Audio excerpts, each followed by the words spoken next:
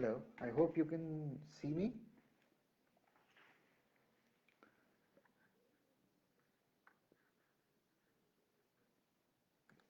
Let me set it up.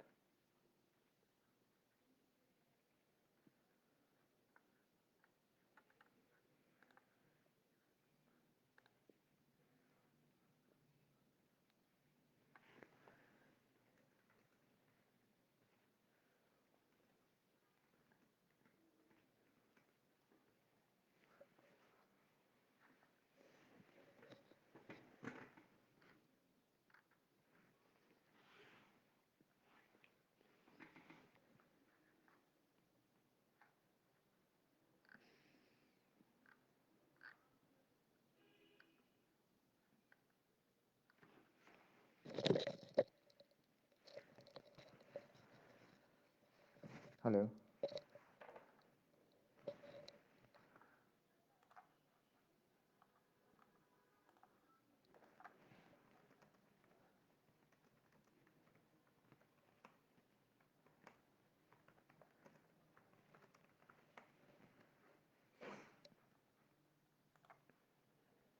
Hello.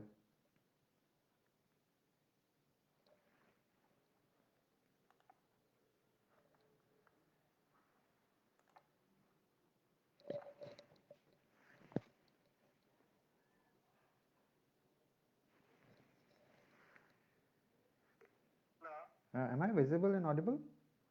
No, you are not visible. I have checked. Actually, video you have created of 28 seconds. No, no. Oh, can you? Another one. Now I'm live. Let me check. Let me check, sir. You check if you're there.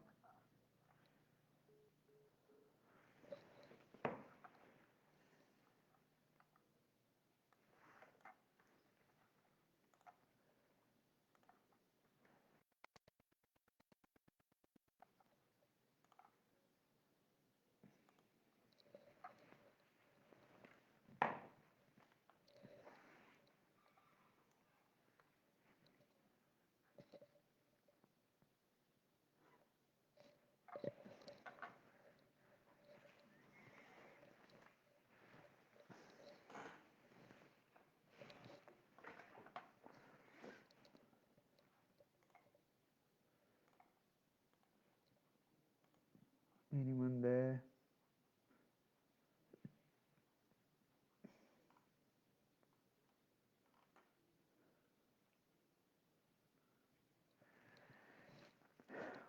All right. A very good evening to people who watching and listening to this in India, and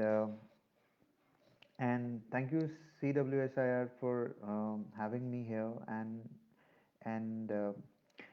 letting me share my entire journey of how I started my career and why today artificial intelligence and blockchain seem to be a solution which I encountered on the way in my journey. Uh, uh, the the structure which I will follow today is I'll take you through a brief background on how this is about almost more than 20 years. I started my career as a hacker, and this is from a place called Jammu and Kashmir. While I was growing up, the biggest challenge that everyone had at my age was that you were practically growing up when there were a lot of disturbances, political disturbances in this region. And while I was growing up, for me and for everyone else, including my friends and classmates, the only solution to this problem that was within our reach was if you were good academically, you would work hard and practically look for a good job somewhere outside of Jammu and Kashmir and leave this place for good, for a better life. Um, we all know that Jammu and Kashmir has been a disturbed state for quite a long time, and that is when we were growing up. I was lucky, and in that I somehow developed a little knack about solving problems, And I think that came in handy. Why? Because while we were growing up, we were struggling with a lot of challenges that we had, and to survive. And I think that is inbuilt now in the design of people who were born here, that they are better at solving problems. Um, the first job that I found was was very interesting, because the company which had advertised, they literally advertised that they were looking for problem solvers and they were looking for certain traits. And because I came from Jammu and Kashmir, I think I owe it, exactly, how I got that job. I owe that to Jammu and Kashmir. And from there, when I got into that company, I got to learn a lot of things, and my interest in technology grew, and it grew tremendously. A lot of people said that I was, I'm a hacker, but if you look at it from my point of view, I was in love with technology that time. And uh, um, and that technology, that certain view that I had on technology, I think took me from where I was, and it gave me an opportunity to go out of India and pursue a Silicon Valley career. uh, there were a lot of good things that came while why anyone works as a ethical hacker. One could negotiate a lot of good things in life, and life was good because um, people who employed me were forced to treat me well. And this is like saying that if somebody employs, if you find somebody who you give the project of making the lock of your house, the locks of your house done by whoever, you will always treat that person with respect, because you cannot afford uh, to mess with that person who built your locks, who made your house safe. Uh, with that, I think I got an opportunity to move around the world, and I enjoyed that part of my life, and that took me to different, almost every continent, and gave me an opportunity to learn from the some of the best minds in the world. And uh, and um, and my hunger to learn and to seek grew tremendously there. In that journey, another thing that happened was that this was in 2012. Um, uh, this was in 2012 that I read a news, and this news was that 25,000 Pashmina goats um, died of starvation in Himalayas, in the place where I was born. I was born in Jammu and Kashmir, and I'm talking about the extreme edge of Himalayas, almost at the place where the standoff between India and China is happening right now. Uh, it is a very tough terrain, and I read this news that 25,000 Pashmina goats die of starvation. And um, mm, um, like anyone else, I read that news, and I something happened, and I think today I I, I recollect that there was certain emotion that got triggered. And even today, people, when they ask me why are you doing what you're doing, the only answer I have is that as a child I used to play with goats. And when I'm talking about this incident, I immediately picked up the phone and made a couple of calls to friends and people in my family to know what had happened. And if you know what Pashmina is the finest form of cashmere. From where I stand, for me, cashmere is a fake product. The real product is Pashmina. It comes from the inner coat of a goat, which lives in very harsh terrain, and in temperatures which fall below -30 and -40 degrees, and an altitude which is above 15,000 feet above sea level. Uh, I call a lot of friends, people who have been making scarves and shawls out of Pashmina, and I ask them that, are you aware that this big tragedy has happened in our state, and are you aware of it, and have you done anything about it? But unfortunately, I did not. I mean, the tragedy was not that shocking, but the response of people who were in the business of Pashmina, that was more shocking for me. And and today I can only tell you that the biggest decisions one takes in life are the ones which take moments. People who plan really do plan and do those SWOT analysis and take time to conclude things and evaluate what is best for them. I think decisions become weak and they lose power, and I think the timing also really gets messed up. Uh, in that moment, when I was reading this news, something moved in me, and I had almost made up my mind that I'm just going. I'll go back and I'll just go and see where this tragedy happened, and probably meet people who were, who lost their livestock and who lost their goods, and I'll meet those shepherds. I decided that, and um, I made up my mind, picked up my camera and my laptop and my phone, and moved to the base of a mountain, and it was a long journey, and it took me almost a day to reach a spot where I could spot a group of nomads and these shepherds, and I joined them, and within a few hours, my phone died, my laptop was dead, there was no place for me to recharge anything, and everything died. And I started moving with this group of nomads, and we moved from one mountain to the other, and there were a lot of challenges which were there in this journey. I was struggling with food, language, the weather, with so many things, um, and uh, and for me, the biggest challenge was to survive this harsh terrain. It was cold. I could not speak the language of these nomads. I was struggling with the food, almost everything, because I was not physically that fit to be in that terrain. And I'm talking about high altitude. And it took me a journey of 3 months on foot to reach that spot. And we moved from one mountain to the other. And this group of nomads had about 5,000 goats and sheep with them, which were to be moved from one mountain to the other because weather was changing, and they had to be moved towards the greener pastures. And finally, we reached that spot, and in 3 months, what of journey, I had almost made up my mind that I am not going back, even though it was very tough on me. But something in me changed, and I decided that I am not going back into that world of where you pursue your Silicon Valley dreams. Uh, I did that, and it is almost 8 years now. I did not come back, and I am a shepherd. I have my own goats, um, and I became an activist, and I've been highlighting the challenges that this community is facing, and the harshness of this terrain and this whole ecosystem around which there are so many complex layers.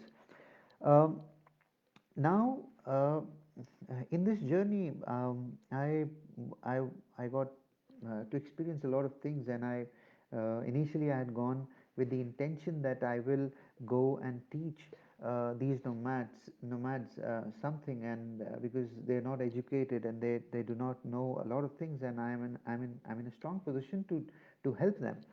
But but in reality, what happened is that they were the ones who taught me life, and they're the ones who really brought me to a point where I understood life in real context and in real sense.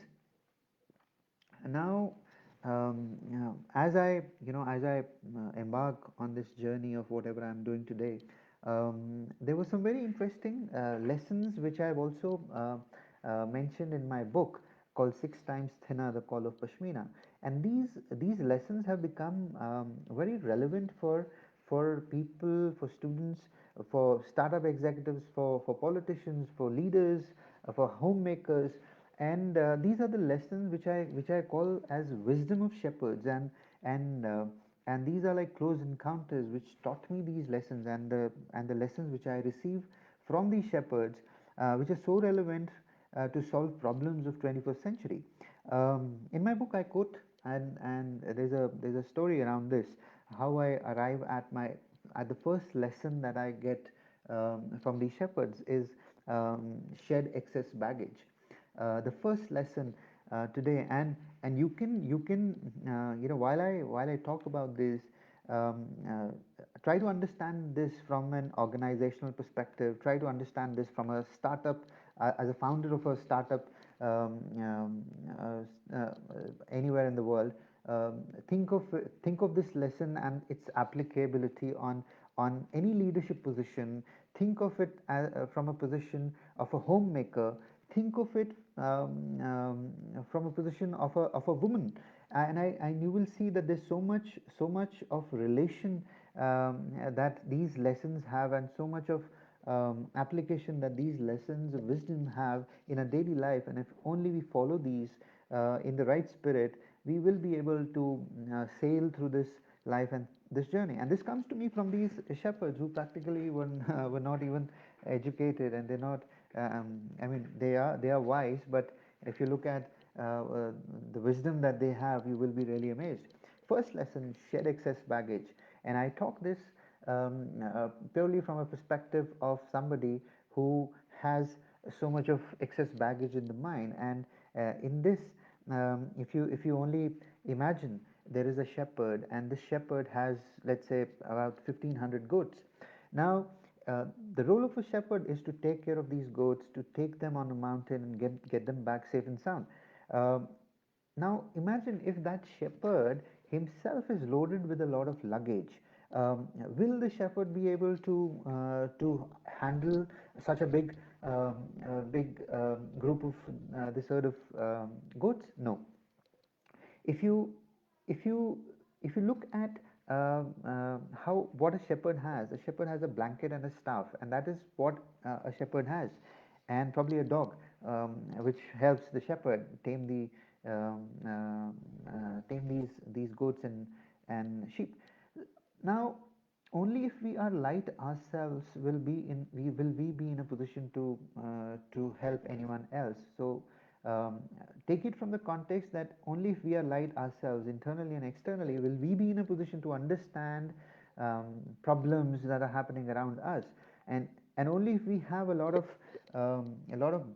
burden on us and a lot of excess baggage on us, we will miss a lot of things. So for us, for anyone who's in that journey, in their own journey, only if they are traveling light will they be in a position to enjoy what is happening around them.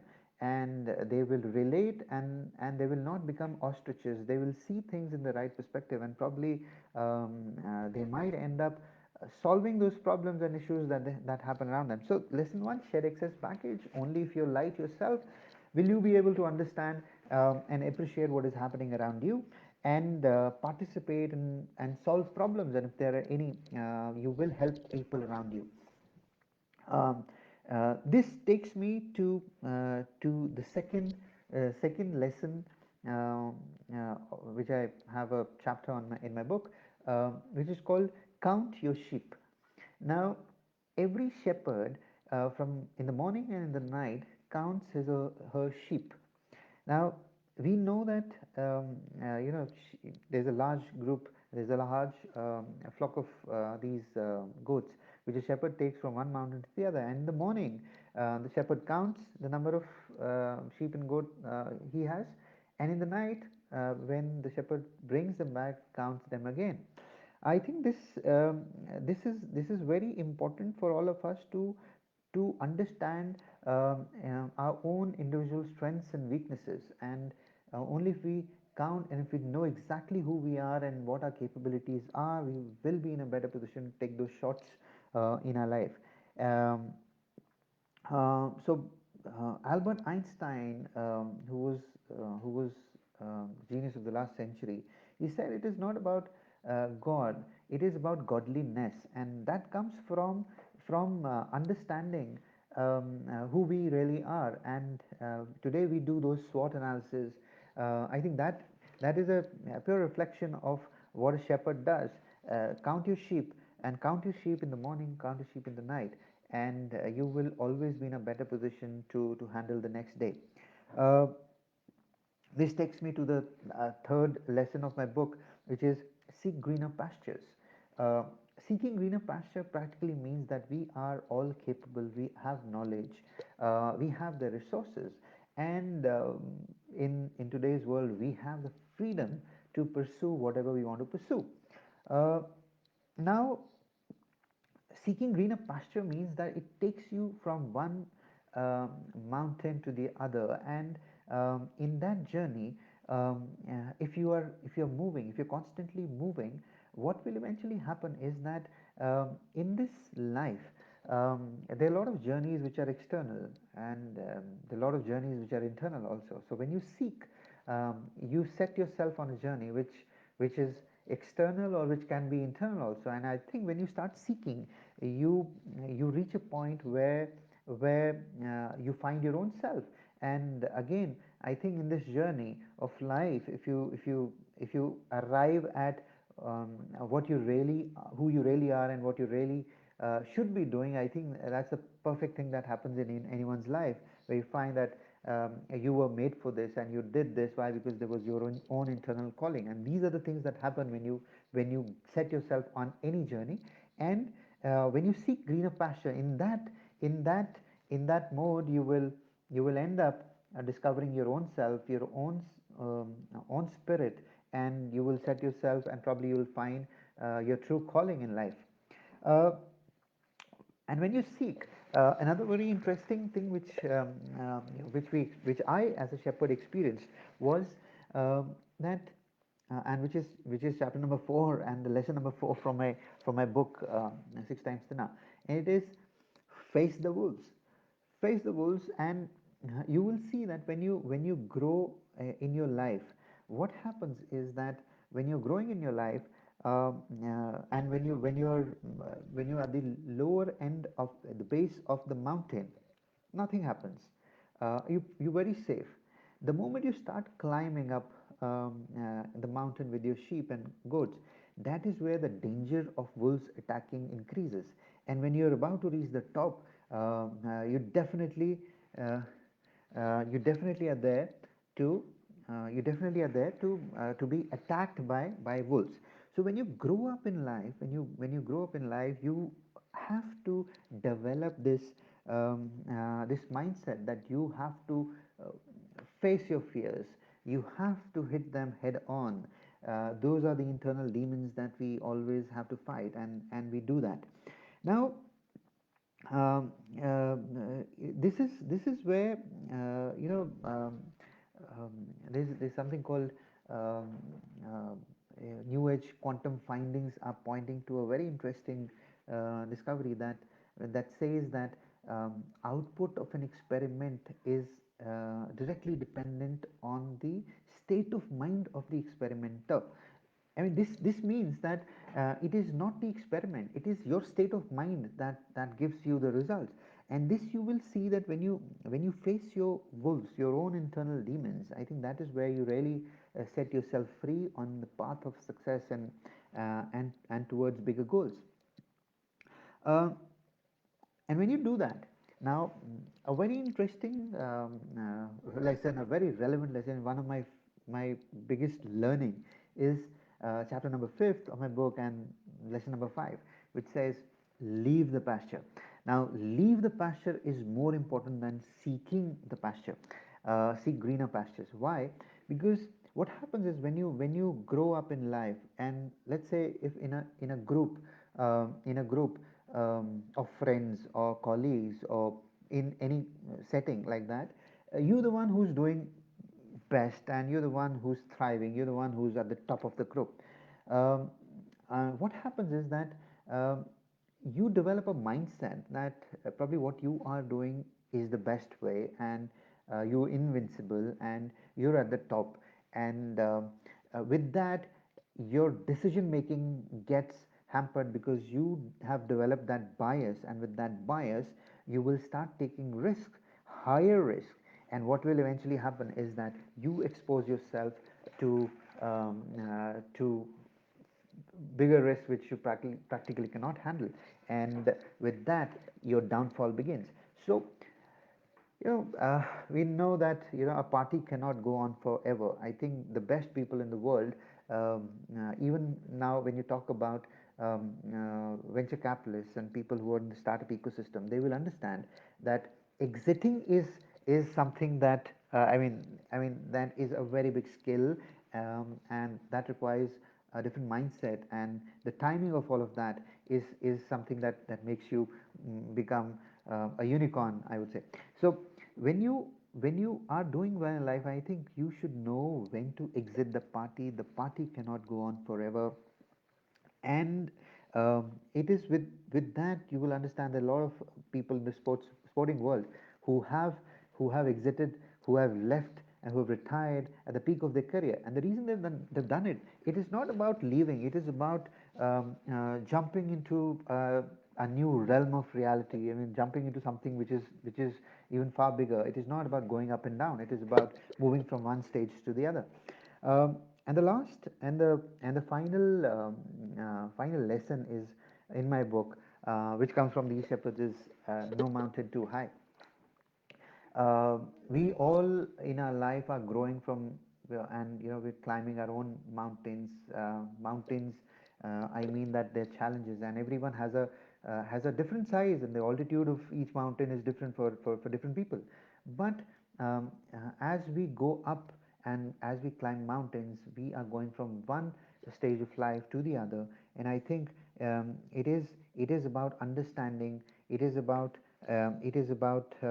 understanding that everything is in the mind, and only if we are open to understand what is happening around us, we will be in a position to climb those mountains, which can be internal. And I mean, everyone's life journey is different, and that is where I practically come from, and my background in technology, and then almost a semi spiritual journey which turns me into an activist. And I almost become a voice of a very large ecosystem globally, where I represent the complexities and the challenges that this community, which is about 1 million strong, is facing. Now, I'll give you a little brief on um, what the challenge really is. We're talking about a community which is the community of shepherds, which herds these goats. And now I'll explain the link. Um, this this goat, called the Pashmina goat, is a very delicate species. It survives in a terrain which is 15,000 feet uh, above sea level, and harsh, where the temperatures fall below below -30 and -40. Now, for any one of us to be in that terrain, we will need oxygen. We cannot be in that terrain without oxygen. So there is a particular group of shepherds, these nomads, who are physically acclimatized to be in that terrain, who can be in that terrain. They can run in that terrain without oxygen. uh, Now, this goat is not wild. So what happens is that it needs a certain set of people, which is this nomadic community, which is acclimatized in that terrain, to take care of them. And now, what happens if this community is under stress? What happens if this community is stressed? What happens that when this community is forced to migrate with the serious impact of climate change in that terrain? Now, this is the first layer of problems. And uh, we all know that in when we talk about climate change, we really take a very strong note of the Himalayan context, and in which the flora and fauna and the ecology of Himalayas is, which is so fragile, and which is why serious impact of climate change is happening in Himalayas, and why anything happening there will have ramifications around the world. Now, and I started engaging myself, because I am one of them. I am one of the shepherds now, and I know what is happening on ground. And on one side, this community produces pashmina, which is like fiber gold, and on one side they are, I mean, the poorest in the world. And this fabric and scarves and shawls made out of this fabric are sold to millionaires and billionaires around the world. Now, there is a huge gap between all of that. So I started a program called the Pashmina Goat Project, which was about engaging the world with this community, and also figuring out technology solutions which could solve problem of 1 million people who are linked to this ecosystem across India, Bhutan, Nepal, and China, because we share the same terrain. The problems are almost same. The species changes, but we have almost 60-70% common problems. So this project became global, and uh, and now we have a lot of engagement around the world, and there's a lot of research that we are doing. We are also aligned with United Nations Sustainable Development Goals. Uh, and what is the big problem that we're trying to solve? Now, when I talk about the problem, um, uh, I find that my background in technology is some kind of a perfect fit for for looking at this problem from a lens which is not biased, and probably making an attempt to propose a possible solution. Now, when I talk about a possible or a probable solution, what is happening is that uh, uh, before I do that, I realize that people around the world who represent the Pashmina ecosystem have only been talking about Pashmina from the lens of an industry and from the lens of commerce. Like, it's a handicraft industry, it is a textile, and that is it. But I realized that there is a big gap, because looking at such a vast ecosystem, such a complex ecosystem, how can you do that only by looking at it from the lens of commerce? Therefore, I started creating context, and these contexts were very powerful. Why? Because I was looking at Pashmina and its link with ecology. Pashmina, ecology, economy, art, culture, climate change, fashion, research, technology, bilateral trade relations between India and so many countries around the world. Um, Displacement of communities. These were real challenges, and if only if um, these uh, these correlations were established well, and people around the world um, were forced to look at this ecosystem from different lenses, then only we will be able to understand the complexity of the problem, one, and second, propose something which is not just an effective solution, but a meaningful solution which will last forever. Therefore, I started inviting a lot of people from around the world who came and sat with me on different boards, and we realized that, with every discussion, we were just the scope of this whole problem started to increase. Now, in this, with my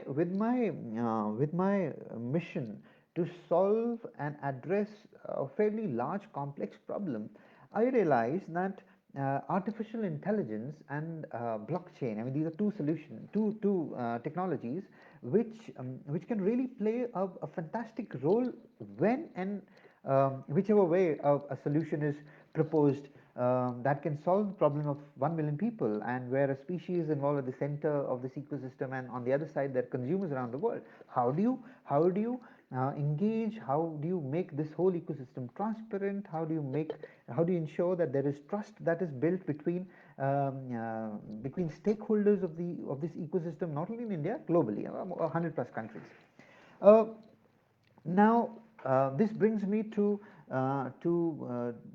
put forward.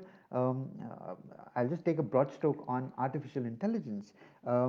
Artificial intelligence, in its true form, is basically a simulation of human intelligence. In machines that are propagated through programs, and um, which mimic human-like intelligence. If we really look at what artificial intelligence is, there's something we need to understand. There are two words to it. One is artificial, and the other is intelligence. And in this, we before I go get into explaining what it is, one, we need to conceptualize what intelligence is, and second, we need to understand that how do we experience in artificial intelligence. We've already started to experience artificial intelligence today, and you find artificial intelligence in speech recognition. I'm sure many of us use Siri. There is, I mean, Tesla is an example where you have these cars making decisions on their own. Netflix is a great example. Then there is a very interesting app called Nest by, I think it is Google app, uh, which which artificially um, makes a decision on the energy that you're using, and based on your habits, it tries to reduce the energy consumption that you have throughout the day. So there are many such things that we already experience around us. Now, if you look at AI, AI is basically now in there are three flavors of AI, three versions of AI. One is weak AI, as we call it, and this weak AI component, I would say, is something that when you program a machine to do something very specific. Um, then there's something which is called general AI, and general AI is something where I have a lot of interest. And general AI is something which is far bigger, which is almost looking at something which is almost a simulation of the way humans behave, the way humans react. And third, which is artificial intelligence, super intelligence, basically we talk about it, and that is the strong AI component.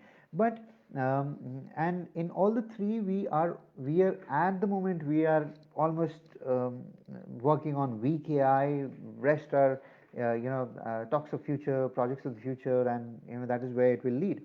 Now, when we typically talk about conceptualizing AI, uh, we uh, we need to understand that there's already so much of fear around that machines will take over, but because they will become smart. So for us to understand that how will the machine become smart is difficult if we do not understand what intelligence really means. So there are two ways in which we look at intelligence. One is abstracting intelligence, and the other is assimilation of intelligence. Abstraction of intelligence is something like, we use Siri. Siri is something which will go, an AI which will go and navigate and fetch information, which is basically abstraction of intelligence. And this the other part, it does not do anything. It just goes and fetches information, whatever we're looking for. um, uh, the second part, where we talk about assimilation of intelligence, assimilation of intelligence is where it does not fetch it. The machine, the program knows it, and it starts talking to us. This is where, this is towards the future, and this is where a lot of efforts around the world are already happening. And it is somehow, it is a bigger idea, where we try to understand, map the brain, and we work towards building a brain which works in a certain manner. So a brain, when I talk about assimilation of intelligence, I talk about building a brain which is, which an AI which understands complexity, an AI which understands nature, something which is, it does something which does not hit the barrier of computation, which does not hit the barrier of computation and the limitations that we have. An example, general AI is about consciousness. And I talk about consciousness, and like, which is a consciousness is basically a very high barrier when it comes to AI. That A machine which can observe itself is a classic example. If ever it is built, a machine which has the capability to observe itself, is basically a general AI. And that is, in that context, we look at building machines, and making these machines intelligent. uh, I can explain that. I mean, I have a cat in front of me. Um, let's say if there is a cat, and you have two cats, and one cat, you train a cat um, to eat, to jump, to litter, to whatever. And one day, you you throw that cat, which is not, which is artificially created, and you give that cat 10 skills, and you do not teach that cat how to swim. The moment you put that cat and throw that cat in water, the cat will drown. Now, this is artificially created cat. Now, let's say if you have another cat, you train that cat with all the skills, all similar skills, and do not teach the cat how to swim. And when you throw that cat in water, the cat on its own will do its best to survive. It does not drown. It will do its best to learn from the environment, to figure out and survive. Now this is where general I is pointing out where it is about consciousness. The machines become uh, um, so intelligent that they can take decisions on their own, they can learn on their own and things like that. uh, when I talk about artificial intelligence, it is something like, there's a belief, and this is where the artificial intelligence is a word being spoken around the world. How that that intelligence can be programmed. It is something that when intelligence can be programmed, then if you're able to do that, if you're able to program and write a code, which is basically set of rules, and if you can program intelligence, then the magic suddenly is over. There is nothing left. And till today, there have been a lot of magic, and we see that there's so much buzz around some great things happening. But consider that if you can decode that, that and put them into programming rules, suddenly the magic is over, and there's something bigger that everyone starts aiming at. Why? Because you have decoded intelligence, and it is now available through a program. Now, this is where I believe that the application of AI to understand weather patterns in that terrain where this community is a harsh terrain, to predict a lot of nomads in this ecosystem face serious challenges. Why? Because they lose animals, because their ability to predict a weather pattern is totally lost. This is where one application of AI is that we are working on, where we feel that AI can enable us to predict certain weather patterns, like snowstorms, cloudbursts, uh, floods, earthquakes, things like that can be predicted. And if there is an application, we are working on putting that application in this ecosystem to ensure that livestock are saved, this community doesn't face the challenges that they're facing as of now, and with time the challenges are tremendously increasing at a very fast pace. This is where I talk about AI. The second very important technology is blockchain. I mean, I am sure a lot of people would have are already aware of what blockchain is. But if you look at uh, uh, revolutions. There are a lot of silent revolutions that have happened in the past, and these revolutions. One revolution that happened silently many years ago was the internet, and today, if there is anything happening in terms of a silent revolution, I mean, it is as big as internet. I mean, it is as powerful as internet. It's called blockchain. Uh, Now, consider 10 years back, we had these landline phones. These landline phones were just hooked onto a wall or onto a desk, and if somebody left office at 5, um, they were gone. They were untraceable until the next day when somebody was just next to that phone.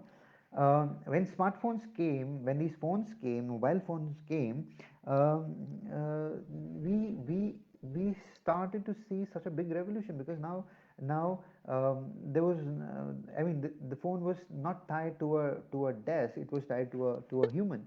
So we had these nomads who were just traveling around the world, making a when it came to business, making presentation, doing business remotely, and while they were not in office.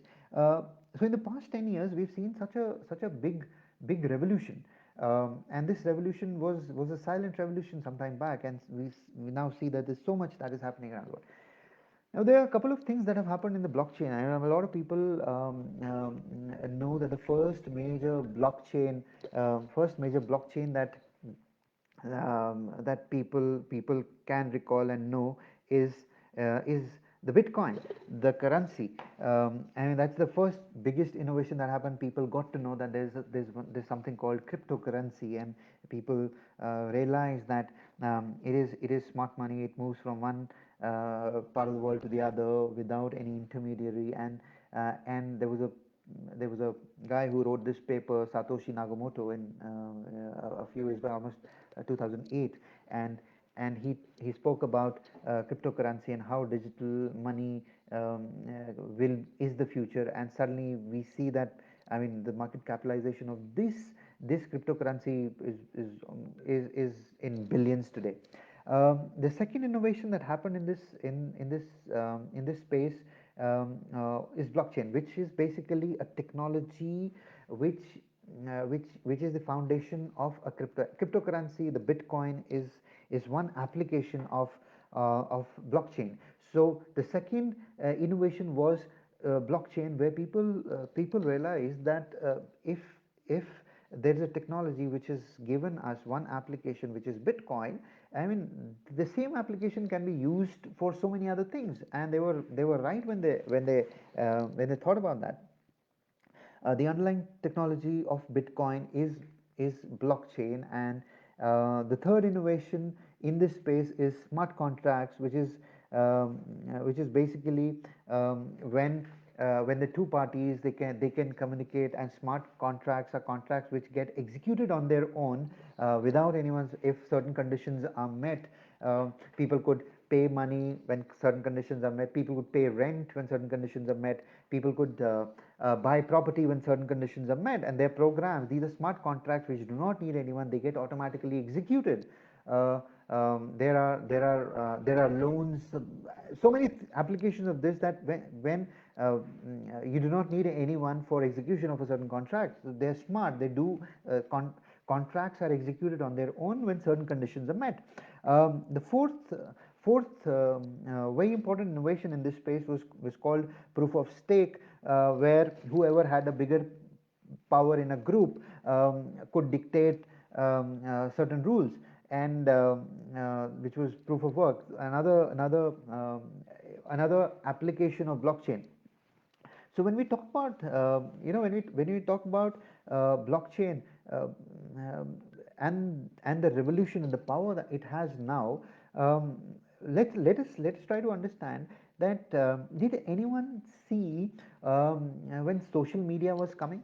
No. Why? Because we could not even imagine that we would click on a picture of a friend and spend most of our time doing that, and our TV screens will be replaced with just our engagement on social media. We did not see that coming. Um, so blockchain is almost a similar technology, which is as big an innovation as internet.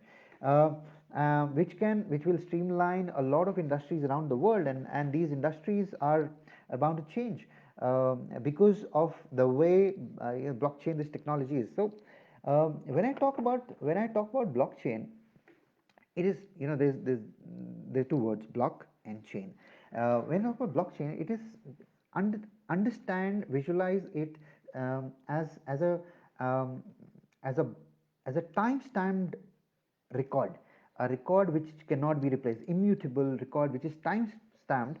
And it is not owned by any single entity.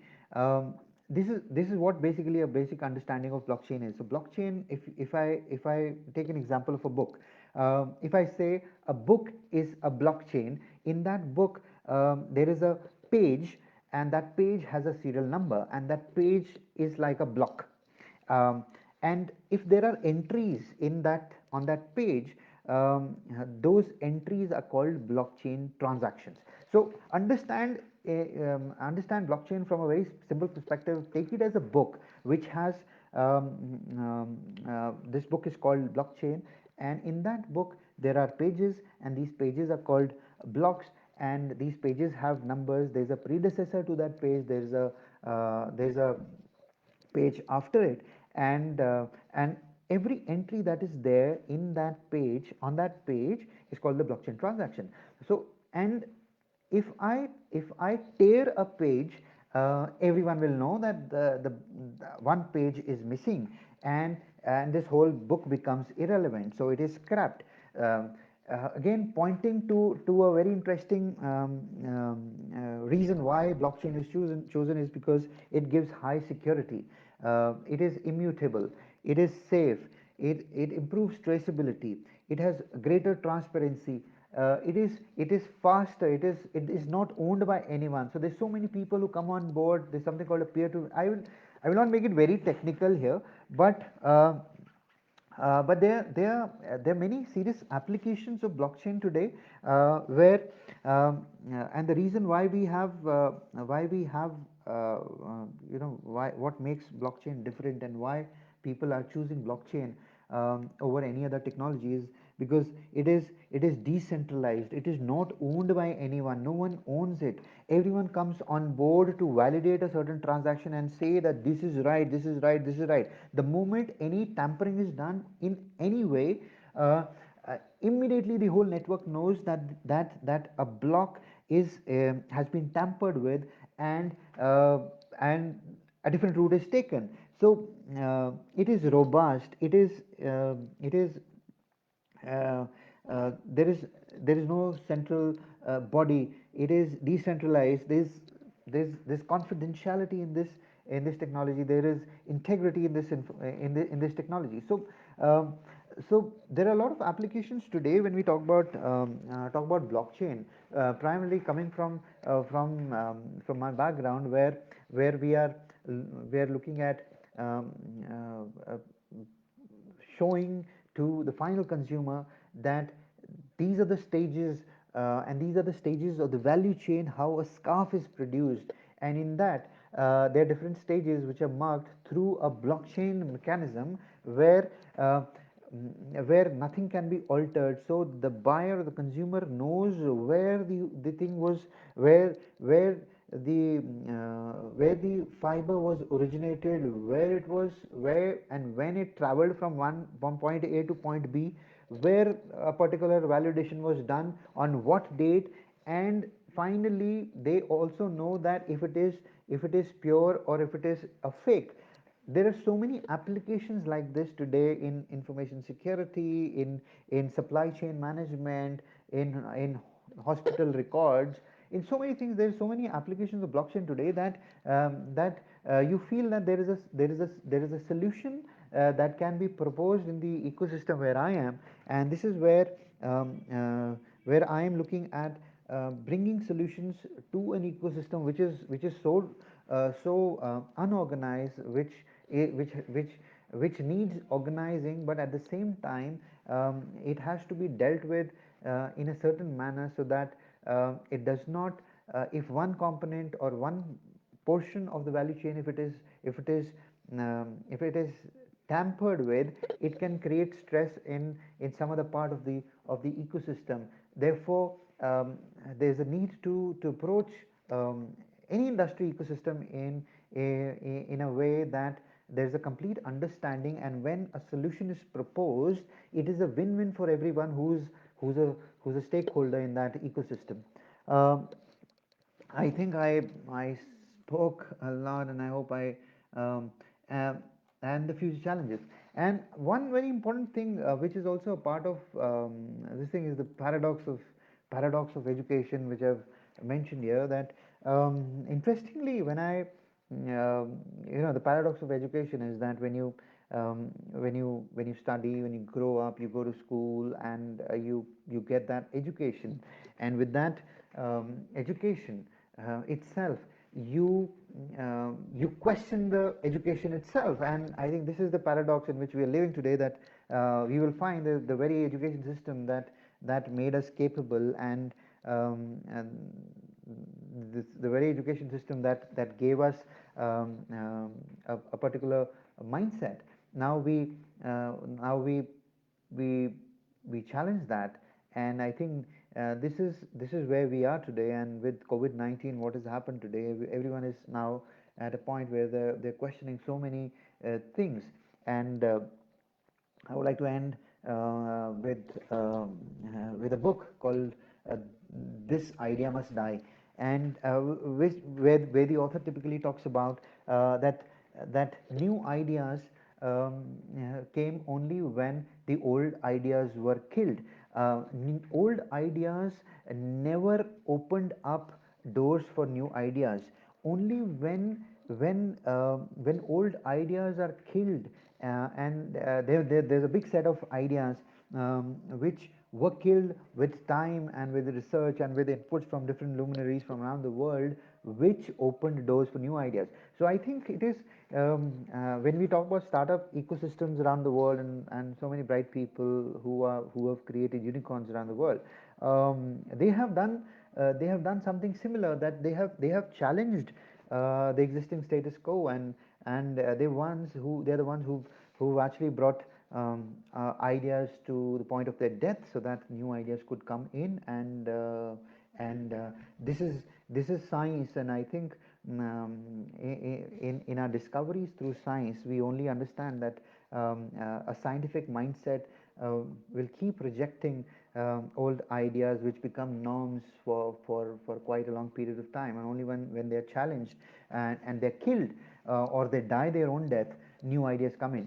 And that is where I am, and I'm now I herd goats, and I'm a shepherd who spends a lot of time with the goats. But at the same time, I think this has given me a purpose to reignite a lot of things and ensure that all the knowledge and all the experience that I've had around the world is applicable, and it is relevant, and it it is deployed in a manner that it solves at least one problem that the world is facing.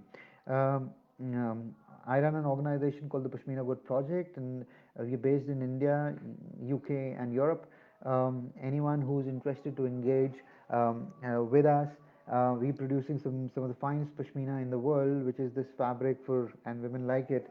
So we are now looking for partners around the world, across India, who can partner with us and represent our foundation and this project. And partnerships can happen in research, in taking that voice in different cities, running our programs around the world, and engagement with governments and around the world, and influences in different countries. So I'm available at babarafzal@yahoo.com. Anyone who's interested to engage and take the conversation ahead in terms of research, in partnering for a micro project or something like that, we're open. I'm easily accessible anytime now. I would like to now say thank you for being there and being such an interesting audience. I have so many questions. Well, let me have a look. Uh, okay.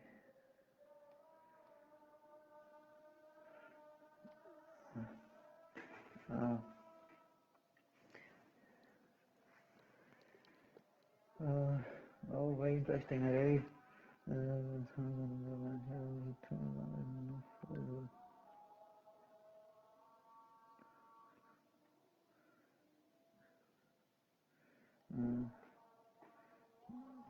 okay, lovely, lovely. There's so many comments. I'm very interesting, enjoying reading them. Uh,